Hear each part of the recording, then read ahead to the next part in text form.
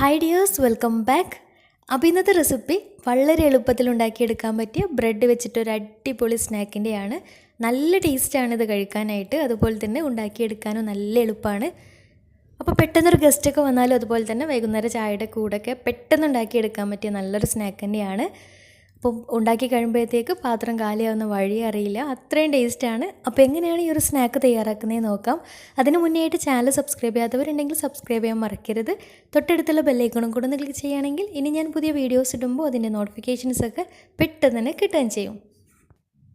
അപ്പോൾ ഈ ഒരു സ്നാക്ക് തയ്യാറാക്കി എടുക്കാൻ വേണ്ടിയിട്ട് ആദ്യം തന്നെ ഒരു ബൗളെടുത്ത് അതിലേക്ക് ഒരു കോഴിമുട്ട പൊട്ടിച്ചൊഴിക്കാം. പിന്നെ അതിലേക്ക് വേണ്ടത് ഒരു 3/4 ഗ്ലാസ് പാലാണ്. അപ്പോൾ അതും കൂടെ ഇതിലേക്ക് ഒഴിച്ചു കൊടുക്കാം. ഇനി ഇതിലേക്ക് മധുരത്തിന് ആവശ്യമായിട്ടുള്ള 2 ടേബിൾ സ്പൂൺ പഞ്ചസാര, പിന്നെ 2 ടേബിൾ സ്പൂൺ മൈദ.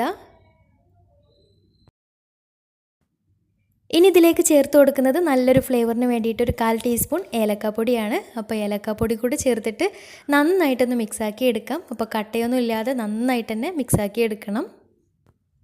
അപ്പോൾ നന്നായിട്ട് മിക്സാക്കി എടുത്തിട്ട് ഇനി ഇതൊരു ഭാഗത്തേക്ക് മാറ്റി വെക്കാം. ഇനി വേറൊരു ബൗളെടുത്ത് അതിലേക്ക് 1/2 ഗ്ലാസ് പാലൊഴിച്ച് കൊടുക്കാം.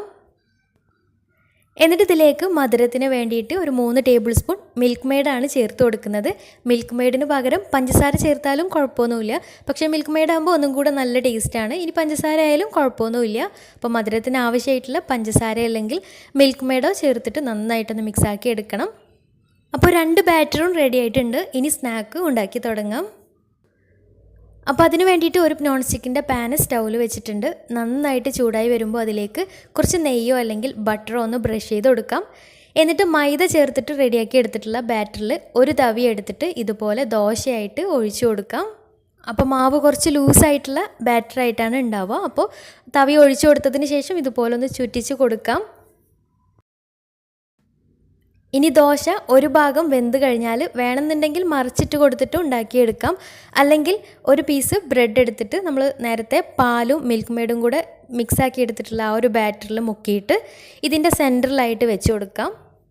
എന്നിട്ട് ദോശയുടെ 4 ഭാഗവും ഇതുപോലെ ബ്രെഡിൻ്റെ മുകളിലേക്കായിട്ട് ഫോൾഡ് ചെയ്ത് കൊടുക്കാം. ഇതുപോലെ സ്ക്വയറായിട്ട് ഫോൾഡ് ചെയ്തെടുക്കാം. എന്നിട്ട് ഇതിൻ്റെ മുകളിലായിട്ട് കുറച്ച് നെയ്യോ അല്ലെങ്കിൽ ബട്ടറോ ഒന്ന് ബ്രഷ് ചെയ്ത് കൊടുക്കാം.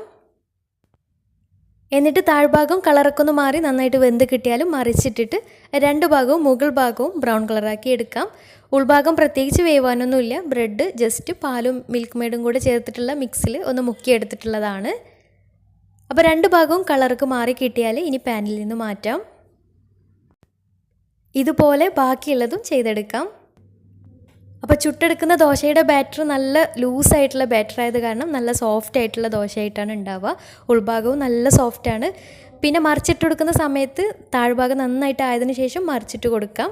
മറിച്ചിട്ട് കൊടുത്തിട്ടാകുമ്പോൾ ഒന്നും കൂടെ ഫിനിഷിങ് ഉണ്ടാവും. അപ്പോൾ അങ്ങനെ ചെയ്തെടുക്കുകയാണെങ്കിൽ ഒന്നും കൂടെ നന്നാവുക. പിന്നെ ഇതുപോലെ ഫോൾഡ് ചെയ്തെടുക്കുന്നത് ചൂടോട് കൂടി തന്നെ ഫോൾഡ് ചെയ്തെടുക്കാനും ശ്രദ്ധിക്കുക. ഫോൾഡ് ചെയ്ത് കൊടുത്തതിന് ശേഷം 2 ഭാഗവും നന്നായിട്ട് ബ്രൗൺ കളറാക്കി എടുത്താലാണ് ഒന്നും കൂടെ നല്ല ടേസ്റ്റ് ഉണ്ടാവുക. അപ്പോൾ ബ്രൗൺ കളറാക്കി എടുത്തിട്ട് പാനിൽ നിന്ന് മാറ്റാം. അപ്പോൾ നല്ല ടേസ്റ്റി ആയിട്ടുള്ള എളുപ്പത്തിൽ ഉണ്ടാക്കിയെടുക്കാൻ പറ്റിയ നല്ലൊരു സ്നാക്കാണ്. അപ്പോൾ എല്ലാവരും ഒന്ന് തയ്യാറാക്കി നോക്കുക. മിൽക്ക് മെയ്ഡിന് പകരം പഞ്ചസാര ചേർത്തിട്ടും ഉണ്ടാക്കിയെടുക്കാം. അപ്പോൾ നിങ്ങൾ ഉണ്ടാക്കി നോക്കിയിട്ട് നിങ്ങളുടെ ഫീഡ്ബാക്ക്സ് താഴെ കമൻറ്റ് ബോക്സിൽ അറിയിക്കാൻ മറക്കരുത്. അപ്പോൾ ഇന്നത്തെ വീഡിയോ ഇഷ്ടമായെന്ന് വിചാരിക്കുന്നു. ഇഷ്ടമായെങ്കിൽ ലൈക്ക് ചെയ്യുക, ഫ്രണ്ട്സ് റിലേറ്റീവ്സിനൊക്കെ ഒന്ന് ഷെയർ ചെയ്ത് കൊടുക്കുകയും ചെയ്യാം. അപ്പോൾ നല്ല അടിപൊളി വീഡിയോയുമായി വീണ്ടും വരാം. അതുവരെ take care, bye, thank U.